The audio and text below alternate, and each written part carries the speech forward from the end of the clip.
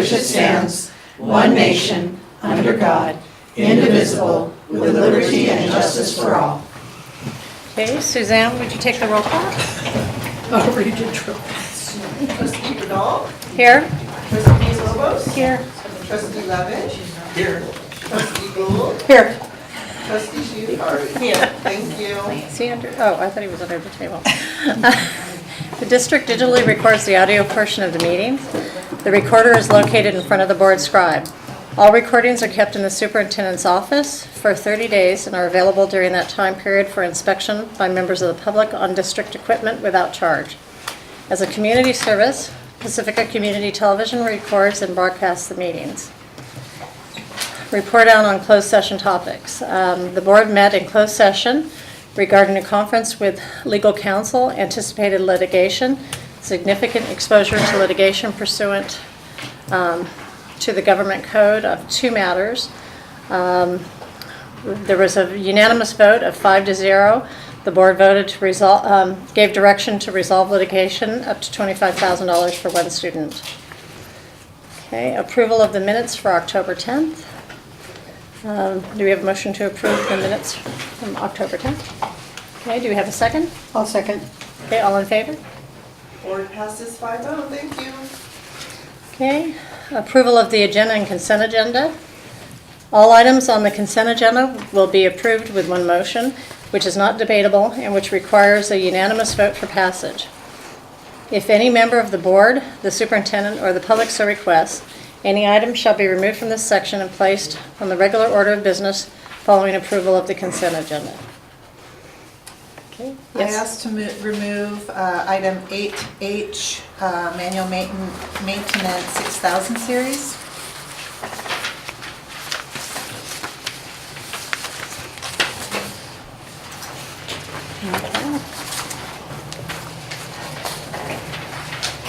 Okay, do we have a motion to approve the consent agenda, removing 8H? A motion to approve. Do we have a second? A second. Okay, all in favor? Board passes 5-0. Thank you. Okay.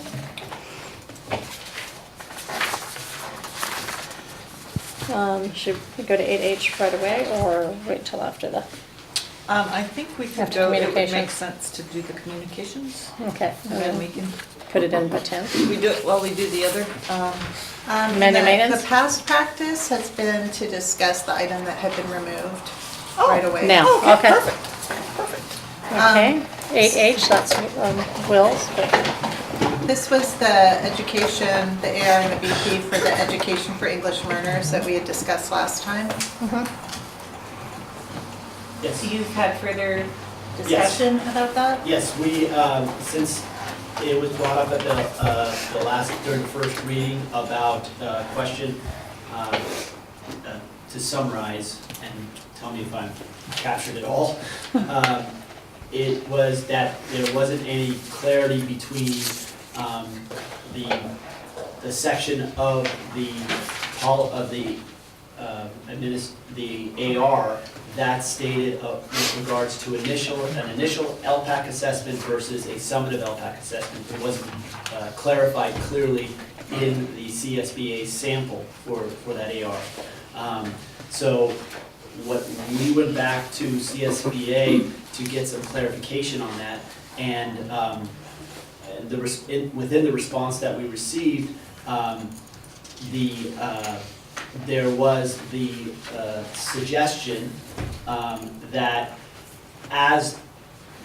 this particular AR and board policy that's connected to it is going to be brought up again in a future manual maintenance because of the transition to LPAC, and there are a number of things that are occurring in that transition that will need to be addressed in a board policy, since the transition just happened this last spring for the summative piece. But with that being said, they did advise that if we choose to, we could add a section within the AR that clarifies the difference between an initial assessment and when that is given, and a summative assessment and when that is given. There's a lot of other components to that, but that's as summary as I can get.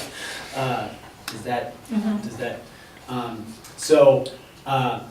as the board policy and AR is written, we are presently complying to that. We already are presently complying to that. So there's nothing written in there that PSD is not doing. It's just a matter of clarity of somebody who would be reading it would understand that there is an initial LPAC assessment which is given to a student that, based on their home language survey, needs to be assessed for their English language proficiency to see if they're an English language learner, versus a summative assessment, which is a summative LPAC assessment, which is given yearly to students who have already been identified as English learners until they reach a level, a performance level that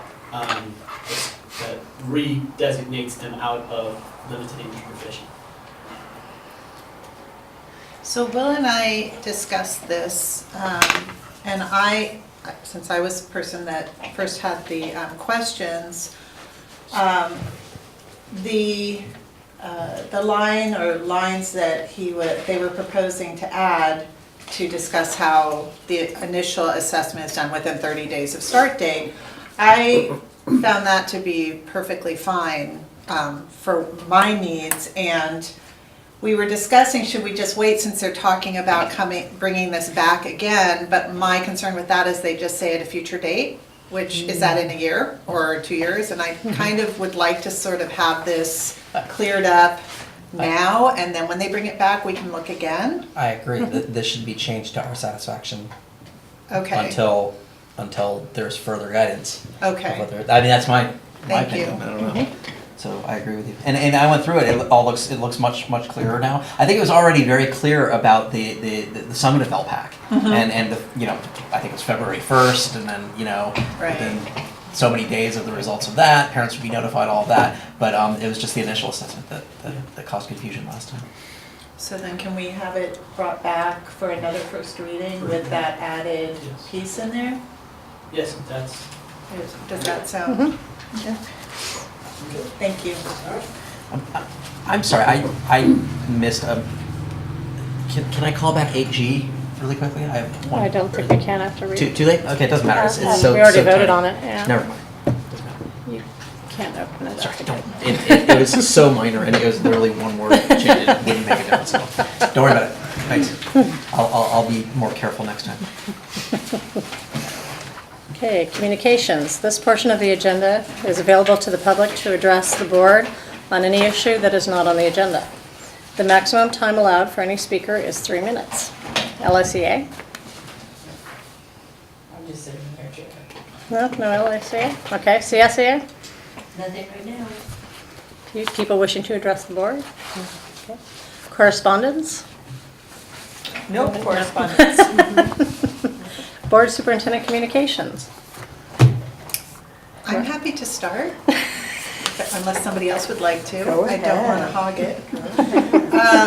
Okay, so last month I attended the CSCA LSCA reception at Sharp Park, which was just lovely, and I felt like there was a general feeling of good spirits and people being very happy with the start of the year. I attended the San Mateo County School Board Association legislative breakfast. We had some time to meet with Jerry Hill and Kevin Mullen in small groups. Discussed budget issues. I will say that Jesse did a good job of educating them on some financial facts, which was fun to sit back and watch. And talked a lot about the upcoming Stirs and Purrs snowball that's coming at us. We discussed workforce housing issues, special ed costs. And one thing that I came away from with all that is that everyone, board, school employees, parents, really need to reach out directly to our legislators and talk about school issues, because you know, they have a lot on their plates and they don't necessarily know or understand the education piece. And we need to be a voice. If we want anything to change, we really need to be a voice with them. So a respectful voice, but a voice. So I did a site visit to Ocean Shore, met with Principal Tarango, and she has told me she's been warmly welcomed by the staff and parents and has good relations with the PTO, and she's getting to understand the nuances of the program and just feels really happy to be here. And we had a really nice visit. Had a one-on-one with Heather, and that was lovely. Of course, we had the LCAP work study, which we'll discuss further on. But one piece that I did want to bring up, which was actually after the LCAP, is I was a little disturbed to hear from some of our staff about issues surrounding the use of our fields from some of our community groups. Not really following, you know, every year we do our contract agreements, and on their side there is supposed to be some upkeep of the fields, and it was reported to me about a lot of excessive garbage being left on the fields, goals being left out, children and adults urinating on the buildings and not using the porta potties, and even that some of our staff are sort of taking it on themselves to sort of drive by sometimes on the weekends just to sort of see if things are okay. And that really strikes me as a big concern, because they're really violating our agreements. And so I just wanted to sort of put that out there to see if anyone else is hearing anything, or to just make us all aware of what's happening. So, on to you. All right. Thank you.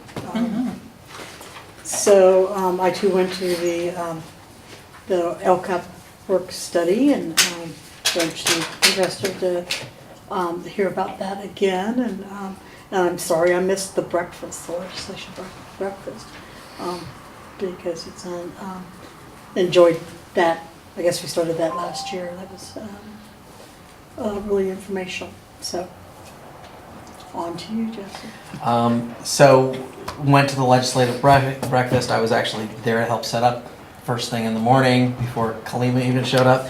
And I thought that was really interesting. I felt like we did have, at least for, 15 to 30 minutes each, both Jerry Hill and Kevin Mullins' ears. And I tried to speak my piece, at least, and others, joined in quite a bit, and we talked. I think we tried to fill in some of the gaps that they had, because clearly they had pensions on their radar. They did not have facilities on their radar at all. They didn't know about it, so I kind of brought that up and said that that's kind of a huge thing that they should be thinking about as well. Everything was really good except for sort of the general session that we went to. I thought they spent a lot of time talking about the fact that these members of our state legislature assembly voted for the later school start time, and the San Mateo County School Boards Association was not really on board with that, and there was a little bit of fracas between them, a little miscommunication. So this was sort of a reset, but we spent a lot of time talking about that rather than talking about issues that really, really matter, in terms of funding and pensions and facilities and all of that. But it was really good. The other thing that I've been doing is I went to the Getting Down to Facts conference up in Sacramento, and that's where all authors of these 36 studies presented, and that was a pretty big deal. And went back up to Sacramento again to serve on the technical design group. That's where a smaller group we were looking at cut scores for our accountability measures. So that was last week, I think. Everything's a blur at this point.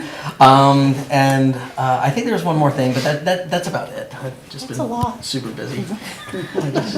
Yes. So on, let's see, Saturday, I dropped by Ortega's craft fair. Last year I went to Cabrillo's craft fair, and so I really enjoyed that one, and so I went there again.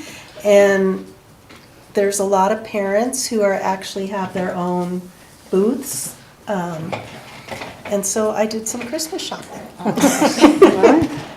I mean, there's some really amazing things there, and homemade.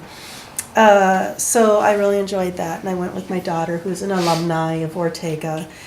And then Sunday, I went and volunteered for the PEF and helping them clean up, because everybody's always gung-ho with, the setup and everything, but sticking around afterwards, sometimes it can be a little rough. So I just went and helped clean up, and it seemed like a really nice event. It was a beautiful day, and I'm just curious to see, how successful they were too. That's it. Okay. All right, since the last meeting for the parcel tax committee meeting, and they're going to be presenting, I think, at our next board meeting.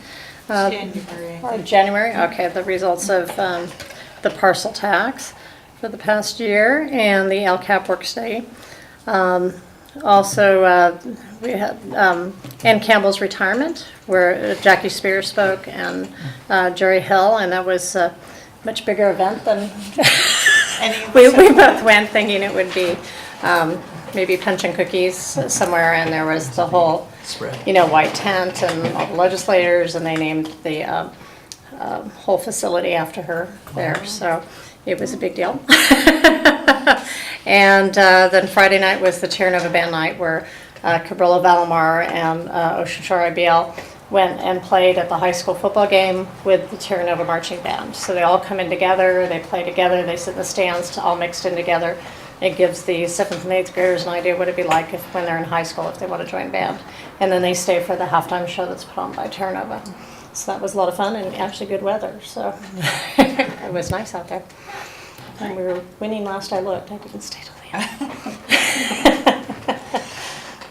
So last week I had a nice meeting in this room with the PTO presidents. That was fun. First time I had brought all those folks together, and they enjoyed being together, so much so that we're going to try to put 2 or 3 more on, and a little less talking from the superintendent, a little bit more talking from the PTOs was their interest, because after the meeting finished, they all stayed around and continued to talk, so that's an indication that it's A, a good group, but B, maybe I talk too much.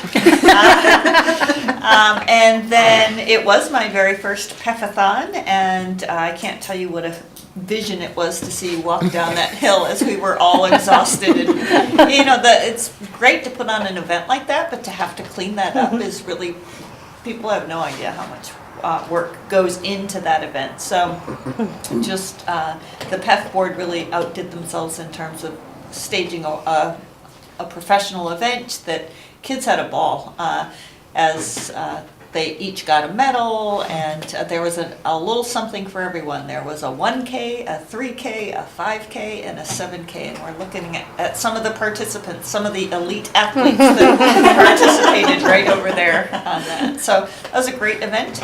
And then I will share with you the dates for our facilities master plan meeting schedule. We just finished that today, and I can give, these are now at this point public, and I can give you the dates, but the ones for the public are December 3rd, and that's a Monday, December 3rd. It is my mother's birthday. And so that's Sunset Ridge, Ortega, and Ocean Shore, and we're going to hold that at Sunset Ridge.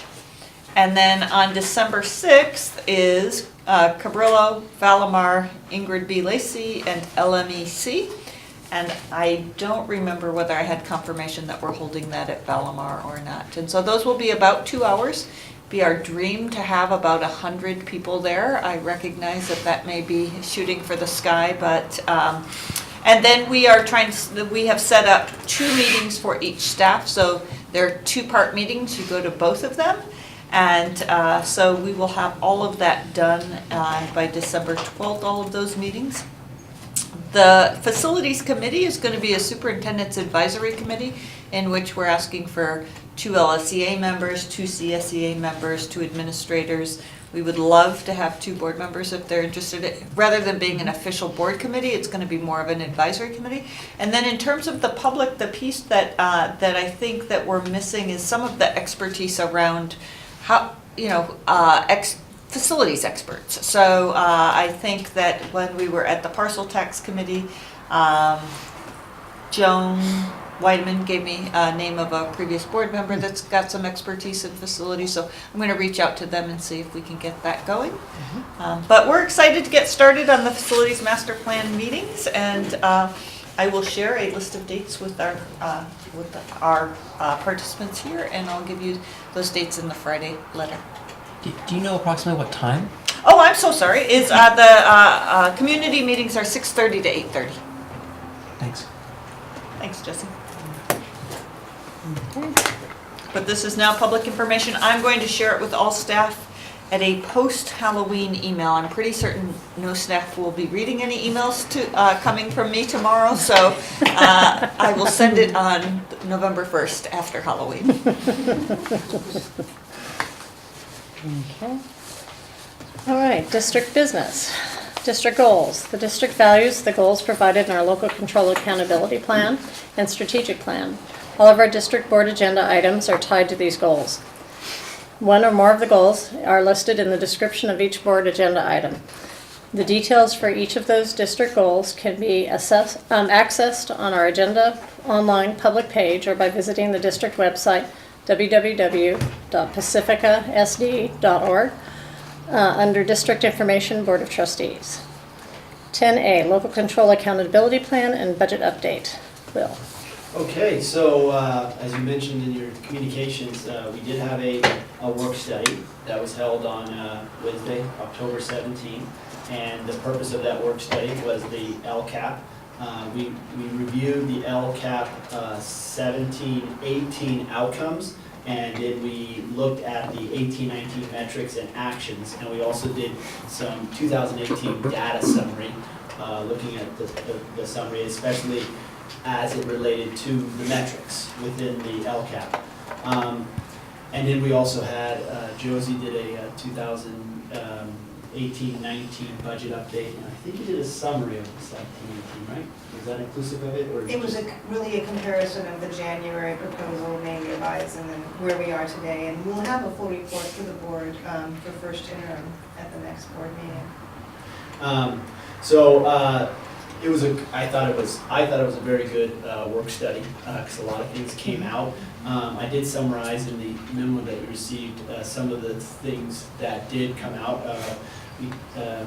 Our parent survey response rate, which was 23%, came up. There was a question with regards to that, and although 23% doesn't sound like a great response rate, it's apparently from Panorama, who does surveys all over the country, it's a great rate to have. So even though we want to increase that percentage, we apparently are doing very well comparatively. And then we also talked about that there was a need to set some targets for our reclassification rate and our LPAC progress. Because of the transition to LPAC, we'll have to set some targets for future years, 18, 19, and 19, 20, of what we want to do for that.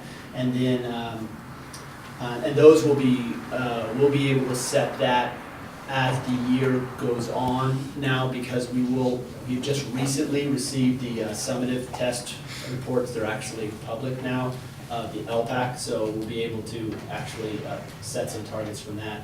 And then along the lines of targets, we looked at our SBAC, ELA, and math, and we'll be looking to adjust those to make them more realistic and attainable. There was some talk within the work study about how some of them might not be reasonable or attainable and would need to be adjusted. So we'll be looking, that'll be part of the work in editing our LCAP. And then also with regards to chronic absenteeism, there needs to be some adjustments of those targets because we did so well that our targets are actually suggesting that we need to suspend more. Or, to have students be more chronically absent if we want to go. So we have to adjust those to, so that we're going in the right direction instead of the wrong direction. And then the overall kind of consensus around the discussion was this idea of looking at our 3 goals, especially relating to our student groups of English language learners, socioeconomically disadvantaged, and our students with disabilities, in looking at our actions closely to see if they're, number 1, effective, and number 2, if they need to be adjusted based off this new data that we're receiving. So those were some general, we obviously discussed a lot more, but those are some of the general things that came out of the work study. The work study I see is kind of a jumping off point because we had a DLT meeting this week with regard, district leadership team meeting this week with regards to the LCAP. We're going to have a steering committee meeting coming up on, I believe it's on the 11th. We have a parent council and a DLAC, District English Language Advisory Committee meeting with, where we're going to be examining actions and we're going to be going through the same process. So that I see the board work study as kind of our jumping off point, and then we start actually doing the work. And then obviously we'll be coming back to the board when we, to share the updated, new improved LCAP for discussion and recommendation for approval. So you were all there, so anything that I missed or anything that any questions or? When is the steering committee meeting? I believe the steering committee meeting is on the 11th, but I'll verify that. I believe it's on the 11th. Is that a weekday? Of November. No, that's Sunday. Okay, it's the 13th then. 13th. Do you have the calendar up? Because it's on it should be on the community calendar. No, I don't have that. Okay. I can get that to you, that Okay, 18th. thank you. And we're going to be sending out reminders. Yeah. So I have a meeting on the calendar saying SIPSA, the Single Plan for Student Achievement meeting. I don't know if that's a different meeting, That's a but different, that's a work study. that's going to be on the 14th. So Yeah. right around the same time. So that's when we're going to hear from all of the different schools. Schools, yes. I was just very pleased to see so many attend this work study. I found it very helpful to get input from teachers, from from all these different parties, because everyone brings something different. So I was really pleased to see that. Yeah, there was a comment at the DLT meeting. You're not going to present the same stuff you presented at the LCAP because we're all into it. I said, no, we're a step beyond that, so we're moving forward. Yeah, but it was nice to see so many different people there. Yeah. Okay. All right, 10B, the LCAP and local indicators. Will also. All right, so I'm going to try to pull this up. This is the first time I'm doing, what is this, Google Slides, right? Google Slides. So I'm going to do it through Google Slides. We're moving into the 21st century here, aren't we? Hopefully, you've got a copy of this. Would be nice. Okay, so what I'm going to talk about here is I'm going to talk about the local indicator report as it relates to our California dashboard. Did I?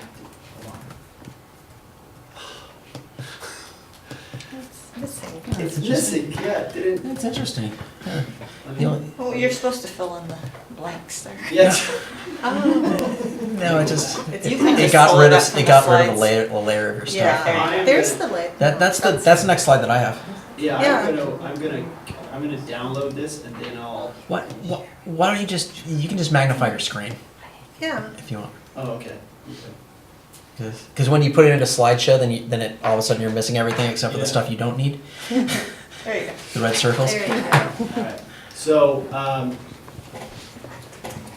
so this, the LCFF, the evaluation rubric, or AKA the California dashboard, has 11 indicators, and 6 of them are state and 5 of them are local. We, being a K-8 or TK-8 school, we have 4 state indicators, and they're listed on the left side there. And, but we also have 5 local indicators.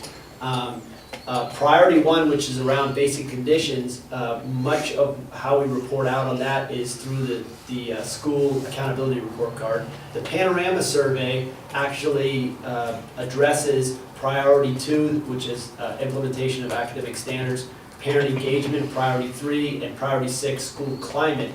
And then we have a self-assessment survey for priority 7, which is a new priority that we need to report out on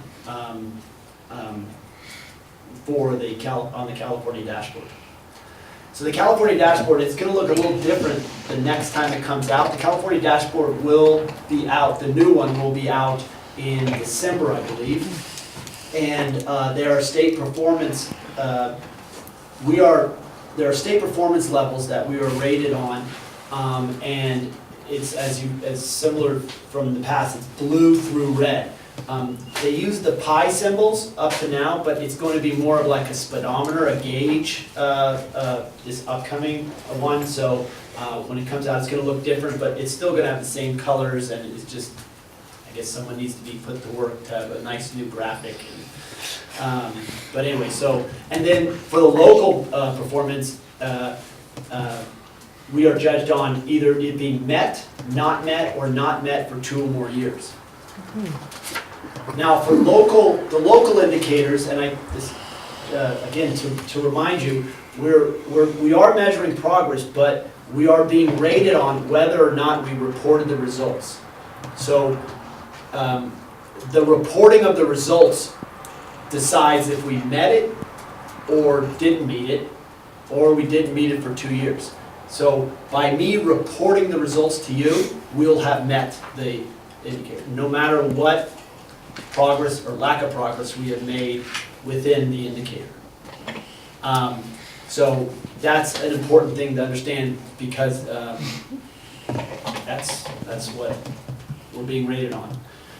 In our 1720 LCAP, goals and metrics, those areas that are in red are the ones relating to the indicators, local indicators. So, you know, there's the access to instructional material, and then there's the student-school connectiveness and safety, and parent decision-making and participation. Also, which should be read up there, is the rating of good or above on the FIT, and the decreased number of teachers without full credentials. Those are all connected to our local indicators. So the local indicators as listed there, there's 5 of them. Priority 7 is a new one, and it's around access to a broad course of study. And we need to report, or we need to submit, because we're self-evaluating ourselves, we need to submit on the California dashboard. It's due by November 16th. If we don't do it by November 16th, we are automatically at not met, because they have no evidence of us reporting and on these indicators. Can you describe what their definition is of access to a broad course of study? Yeah, I'm going to get to that. Okay. It's in a future slide. Okay, thank you. So we're going That's a good question. to kind of go through each indicator. So we're going to start with priority 1, which is basic services. And basic services is, the objective there is, do we have appropriately assigned teachers? Do we have curriculum-aligned instructional materials? And do we have safe, clean, and functional school facilities? So I'm reporting to you, the board, that 95% of our teachers meet all credentialing requirements for their position. 100% of students have access to copies of standard-based instructional materials. and all of our schools have facilities in good repair.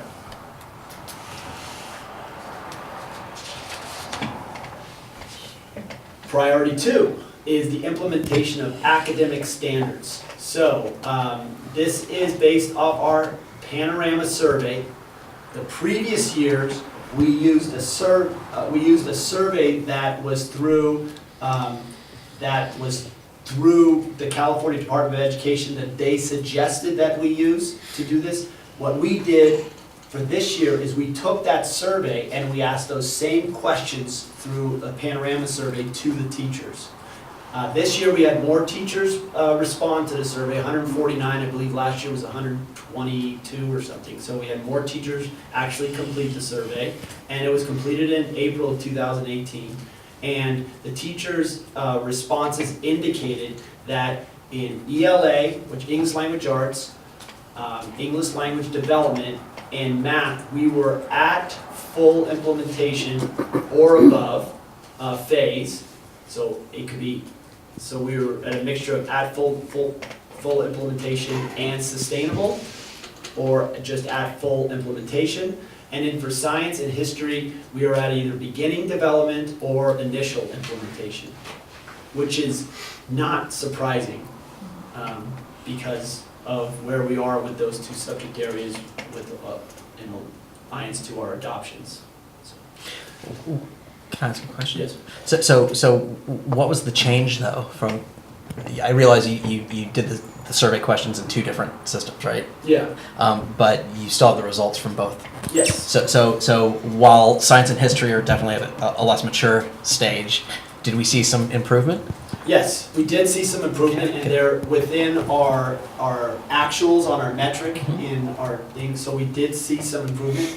The difference here is, and hopefully we won't have to change again, but when we gave this survey out before, they physically filled in the bubble, so it was like the amount of teachers who put full implementation, where in the second one, if they marked full implementation or implementation, full implementation and sustainable, it was considered a positive result, responding positively to that question. So we were able to get more out because we were able to get almost an average out the second time we gave the survey versus, so we would get like, say, a 4 was full implementation and 5 was full implementation and sustainable. So if I'm understanding you correctly, the last time, the previous time that the survey was implemented, it was a Likert scale of 4 points, and now it's gone up to 5 points? Is that what you're saying? Or it was at 5 points, the same thing? response rate, but the second time we were able to get, because of, we were able to get a kind of a percentage score instead of a number of teachers who put full implementation versus full implementation is sustainable, or any of the others, right? Yeah. So we were able to get kind of a percentage of where we are, so more of a gauge than an actual number. Okay, it would seem that you can just calculate that percentage from You could, from the yeah. counts that you Yeah. had before. Yeah. So, okay, thanks. And then parent engagement, so we did get a baseline. That was the goal for our parent engagement with regards to decision-making and parental participation. So these are our baselines, 86% favorable response and 90% favorable response for parent participation. So, And this is out of the 23% response rate. yeah. So, and we will be giving this survey again in April of 2019, so we'll be able to have comparison data, so we'll be able to see change. And then for our priority 6, which was school climate, we were measuring students' perception of connectedness and school safety, connected school safety. And as you can see from the chart there, we have grades 3rd through 5th and 6th through 8th. And you have side by side, September of 2017 when it was given and September of 2018, because we just received those, as mentioned in the board work study, we were just getting the responses or the data in from that survey. So you can see that pretty much stayed the same. We slipped a little bit in school safety from 70 to 69. We did have a very similar response rates, so this is a similar sample size for both surveys. Do we know, with that data that you collect, do you know why they're feeling not as safe at school? I'm glad you asked, because the survey was much more than just these numbers. It was more than over numbers. There was more questions connected to that. So the exciting thing about the student surveys, which I'm working with Panorama to get you access to those, so you'll be able to log into Panorama and see this data, is that they really break it down by, they'll show you the questions that they asked and how groups of students responded to those specific questions, and then they'll have it side by side. They have very nice reports that really piecemeal this out, and so you can kind of tell. And then they also have other climate stuff, like under social awareness and all the SEL, SEL pieces there. They have questions around that, so you even have a gauge with that. And then the teachers will eventually have their own class, the students that actually took the survey, they will have access, the teachers will have access to their class of students that they have now, so that they can be able to see what based off student perception, where their students are in all these social emotional learning and climate. So our administrators at the separate school sites, they can have access to how the students at their school, so they can see if there's a pattern of what is making children feel unsafe or unwelcome, and hopefully address it. Yeah. So they have had access to 2017, and I'm working, as of today, I was working on getting a list, connecting the teachers to the schools so that Panorama can send that out to them, so they'll have 18 data too. Great. Which has informed their goals in their SIPSs.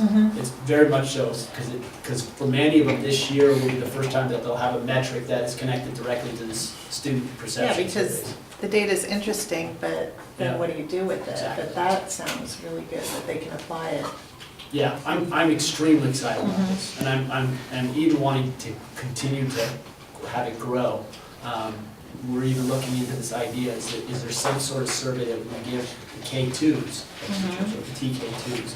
I don't know an answer to that right now, but right now, I think it's really exciting to see the students we serve, how they're feeling about these. It's an important piece. So, Will, does Panorama give you these aggregates for other districts in our county? Well, they do have a national, they nationally norm it. So within this data, you can not only see, you'll see the 81% or the 83% in 2018, and then how that is nationally normed to the same survey given nationally. And where they are at the percentile. And I don't think they dive any farther down than that, but they do give the national percentile. Okay, because it would just be interesting to see what how our peer districts are performing. Especially the ones that look relatively more like us. Than, and that's the big question that has been asked, and I haven't gotten really an answer on that. But is there a possibility of doing similar districts, so similar in certain ways? Right now, it's just a national. This is given out to 1,000 districts. This is how you rate as percentile is. Okay, thanks. So the last priority, was there any other questions tonight? The last priority is access to a broad course of study. So this is a local self-reflection survey. And to be really transparent about this is districts were asked to come up with their own self-reflection survey. They were asked to come up with their own tool to measure this. Now, San Mateo County Office of Education was very helpful because they came up with a number of examples. And I, along with others, looked to other districts around to utilize a survey. But with that being said, I think this survey will be adjusted so that it gives a clear picture of if we are addressing this access issue. So the objective is to determine a baseline for all students, unduplicated pupils, and students with disability to measure progress to the extent to which students have access to a broad course of study. In the analysis for this first go at it, we looked at specialist and selected teaching staffs were asked to complete a local self-reflection survey that was developed with the help of San Mateo County and neighboring districts. We were able to develop that would identify levels of access and barriers to access to the various courses of studies. The initial findings, and again these are very initial, is that all students have access to all content areas through enrollment. So based off their enrollment, are they enrolled in these classes? Yes, but this asks for to take that more. Is there barriers to not just enrollment, but barriers to accessing these broad courses of study? And that barriers do exist both outside of school and within school that limit true access. So for instance, they may be enrolled in an English language arts class, but to have access to curriculum, maybe there's a technology that's not available for certain groups of students that they would need to properly have full access to that course of study, to have access to, for instance, an experience in that class that would identify, that would allow them that full access and equitable access to that. So, so there are barriers, and through these, through the ones that we had completing the surveys, those were reflective on that there were both things at school and outside of school that limited that access, even though they were enrolled in the class and had a instructor and had access to a textbook. The full experience of that in that classroom is that. And I'll bring up one example with regards to students with disability. So a number of special ed teachers took this survey, and they identified as one of the barriers within school was providing an alternate educational experience that would allow that student to access that curriculum that student would need there. And they identified that that is occurring, but it could be better so that they would have full access. So do you understand what I'm saying? So they identified that as a barrier at times for students to do that. And then outside barriers is access to a tutoring center to support students in getting supports for that.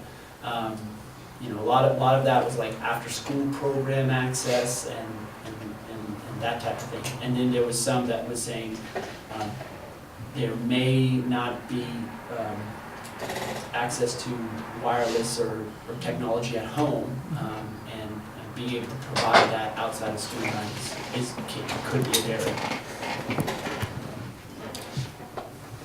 So, Will, do you see significant changes happening to this? Do you see significant changes happening to the survey? Yes, what I'm envisioning is we utilize the Panorama survey to truly, we use the teacher version of the Panorama survey and down to the So you program items from this that you developed. Create items that talk about barriers to English language arts, to math, to. So this was truly developmental, or is developmental right now, as opposed to a baseline. Yes. Right. Okay. Thank you for pointing that out, because I think that needs to be. Well, I mean, to the extent that you use similar items, you can always compare the individual items. Yeah. But if you're going to come up with some sort of score on the survey, you know, if you don't have the same items, Yeah. you know, it's not, you're comparing apples and oranges to a certain Yeah. sense. We are, I feel very optimistic about getting a true survey that we're getting a lot of good data on, because I'm working with, for example, Jefferson Elementary, Sandy over Jefferson Elementary, and us have been talking about creating something that really will kind of pull this out. So I think we'll get there, but this was our first initial shot. So to the extent that that your peers in other districts want to do the same thing, Yeah. that's better, because then you can start comparing results. Yeah, yeah. And if we had something that was county-wide, that would be great, right? I mean, I know it's never gonna happen, but if you can get at least a few of your peers on board, you already have one, right? Yeah. I don't think it's too out of the realistic to get something county-wide. I mean, you may be able to do it, at least at, you know, like K-8s and, you know, similar school districts. I think we could probably do something like that. I wouldn't put that out of the realm of possibility. Maybe I'm too optimistic, but. So in regards to this last access to the broad courses study,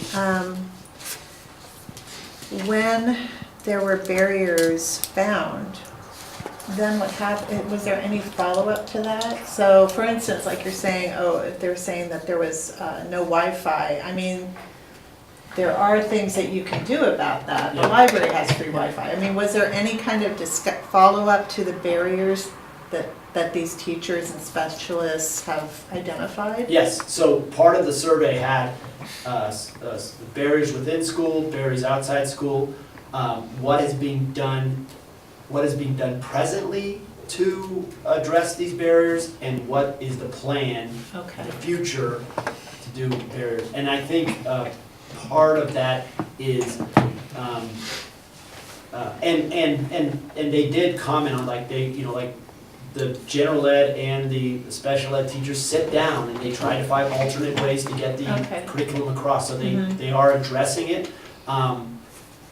But also, the other thing that it's kind of telling me is that these action statements that we have in LCAP need to reflect Mhm. how we're getting through these barriers, whether they're connected to a particular funding or not. There needs to be action steps within Right, the LCAP. okay.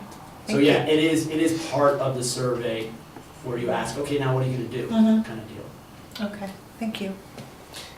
So, well, the last thing is that this is really, it's interesting how this comports with the earlier results of teachers reporting on implementation of curricula, Yeah. right? So it's pretty much saying the same story. They're saying that students have access to it, but there are barriers in there. So that access to it, I assume, does comport with sort of the 100%, you know, positive response on the implementation, at Yeah. least. I don't know if this breaks it down by subject area or not, so you can see if, like, in, you know, history and in the new next generation science stuff, if you had lower, Yeah. you know, you had lower results in terms of the content area stuff here, but it would be interesting to take those two data sources and see if it seems like they're telling you the same story, but, Yeah.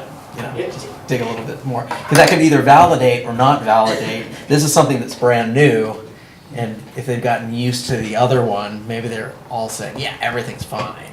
But, you know, this new one, they might be a little more honest, right? About it. It'll be interesting also too, because as our curriculum changes into more of a practice-based, I mean, you have the content, but there's more of a practice-based. There's a different definition of access. Sure.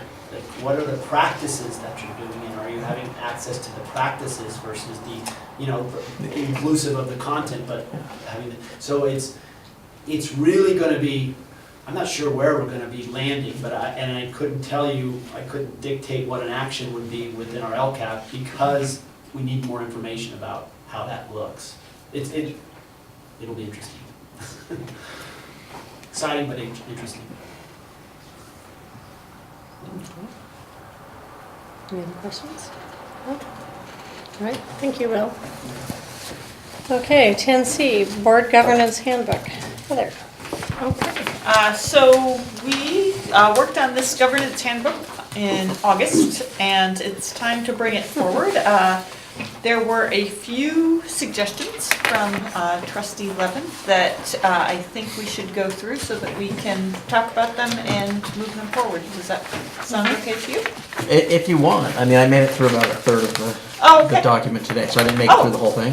Okay. I'm happy to talk about these. They're So the other thing that we could do, I thought you had made it all the way through, and No, I just no. hadn't had time to share it. So should we put this off to our next agenda? And the issues, I think, in terms of making the changes is that we just have to share them with the rest of the yeah, board. no, absolutely. So I mean, I'm happy to do whatever you want. I made it through like page 4 of 11 or something like that before I had to leave work today. So,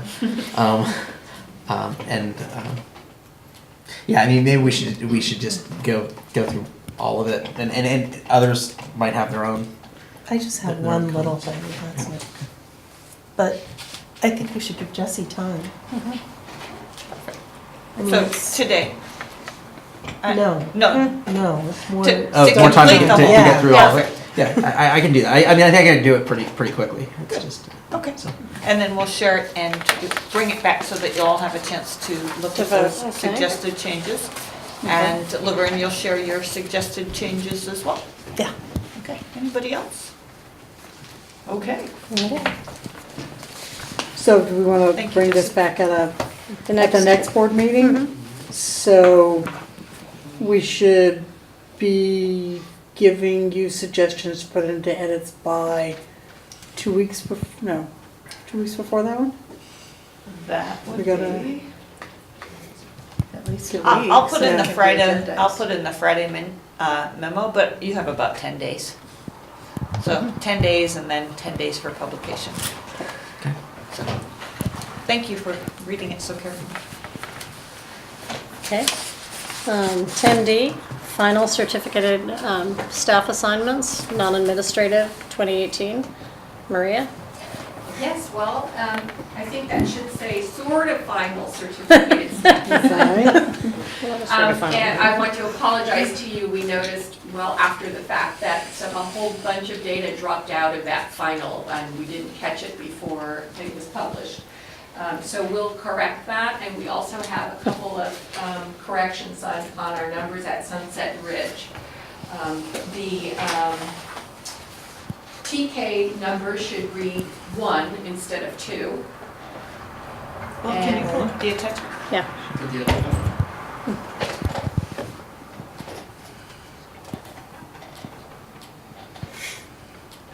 There we go. That doesn't help here, we'll pick that up right here. So on the far, yeah, there we go. Yeah. There. Now don't focus on the one that's blank there. Where do you want to go? Sunset Ridge. Sunset Bridge. To the right. There we go. There you go. A little bit more, just a little bit more. Oh, that's pretty good up there now, but you can get to center.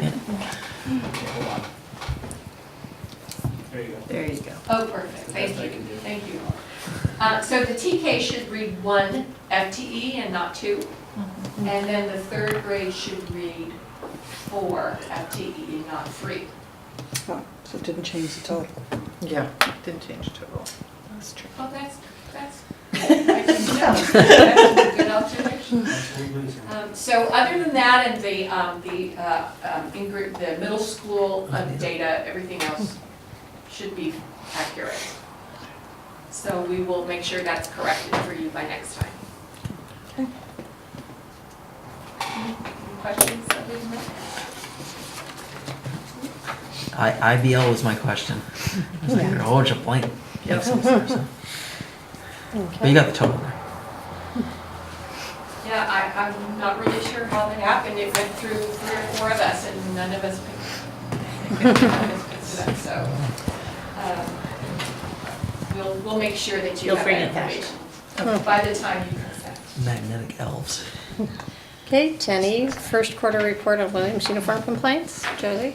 Okay, this is information for the board in the first quarter of 2018-19. There were no complaints under instructional materials and textbooks, teacher vacancy or misassignment, or the condition of our facilities.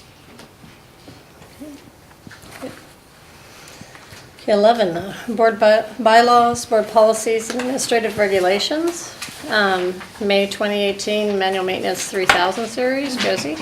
Okay, this item was brought to the board 2 board meetings ago, and we kept the item together even though I don't believe there were any questions on ARDP 3514 or 3516, or 3541. The discussion centered around hazardous substances, in particular toxic art supplies. And so we went back and did a little bit of conversation with our school sites, because if you remember, the toxic art supplies were disallowed for lower grade students, but they were allowed for the upper grade students. And so after discussing this with our school sites, we've changed the policy where the toxic art supplies will not be allowed K-8 throughout our school districts, because the art teachers basically were not using those items. And so we're in good shape. That was the only change from the last time that we discussed this. Okay. I'm very happy with that change. Good outcome. Okay, 11B, May 2018 manual maintenance 4000, 5000 series, Maria? Okay, so we have a big bulk in the 4,000 and 5,000 series for this go-round. In the 5,000 series, which are the first ones, they're listed for you. The majority of the updates, or the vast majority of the updates, have to do with changing the language and or the procedures around individuals' immigration status, and to make sure that every policy and every regulation is compliant with most recent laws and practices. So because of that, and because I trusted that the CSBA version was going to be the most legally accurate, we adopted that version in all of those cases. And things like the parameters around grade level assignment upon admission, any conditions under which information can be released, or the type of information that can be released or excluded from being published, and investigations into hate-motivated behaviors or anything having to do with, based on a person's status of any sort. So we recommend that you review those, and if you have any questions, I'd be happy to answer them now. I just wanted to double check on 51251, release of directory information. It had said that we were taking off the weight and height of athletic team members, but then they still listed it under the release. Right. Did we take I'm that going off? yes, I took your recommendation, and we're going to revise that to delete that from the exhibit. Okay, so that was the last bullet point that said sports Right. activities. Okay, thank you. And the reason we chose to strike that from the policy and the regulations is it doesn't really pertain to our children. So. Right.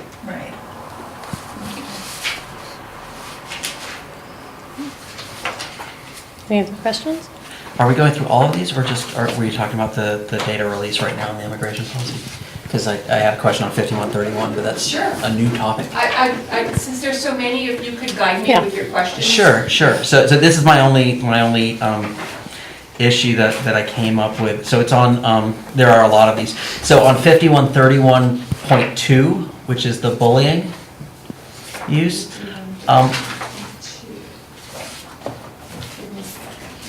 sure.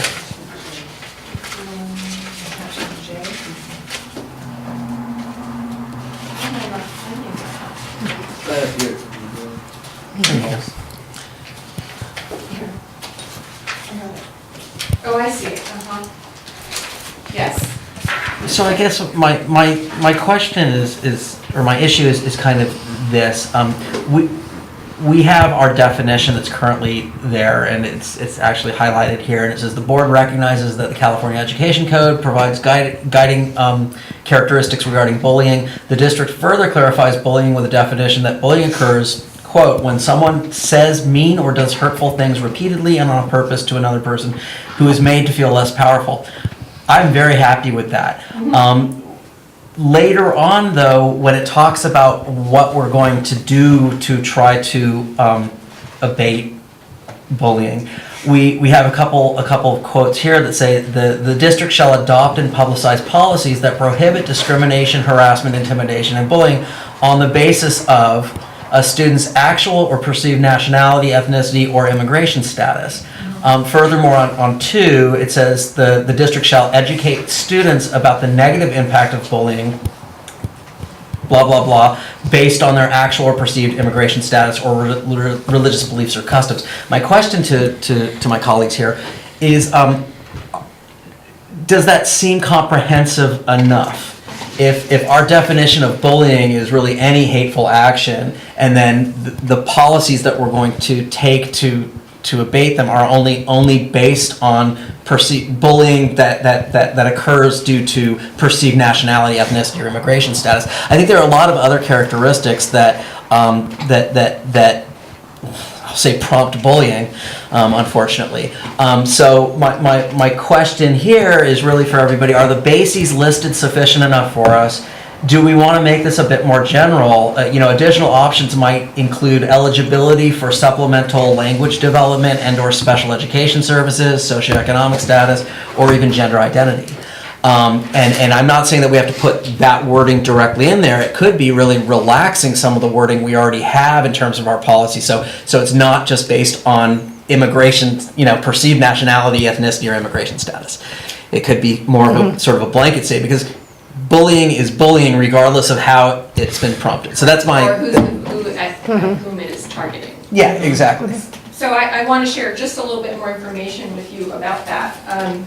The first few that, one that says revised by county council to comply with AB 699, and then it has the title at the top, attachment.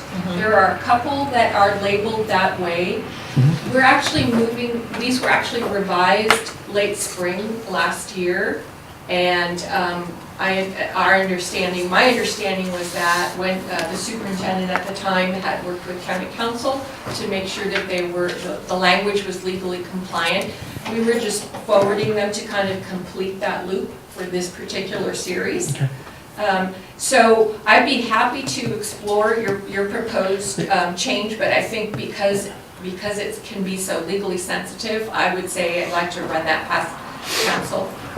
Sure, and there's actually language that's already in here about sort of identifying and reporting and filing, and it Right. has all this stuff in there. Right. It's just, unfortunately, the way these legal documents are written, it says, here's a definition, here's how you file a complaint, and then it says, here's the training that we're going to do about it. Right. And if the training only says limited to this, that's all we have to Right. do, I agree right? with So I just wanted to bring it to everybody's Yeah. attention, because there's a lot of really good stuff in here, but I just wanted to be kind of consistent throughout the document, especially as it pertains to what we're promising our actions are going That to we're be. gonna do. And I agree with you, it doesn't make sense to me either.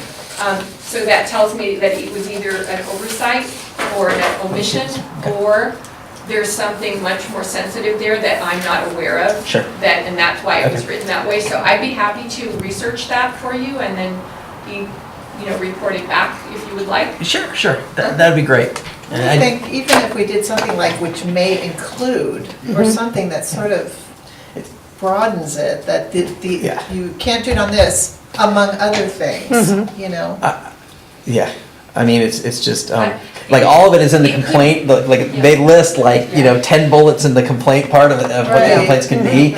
And so if it's, it could even be a reference to we will try to do everything we can to abate bullying, prompted by all the things listed in the possible complaints. I don't want to have to rewrite that section of it too much if we don't have to. I'd be happy to look into that. Oh, there's more. I mean, there's the 4,000s as well.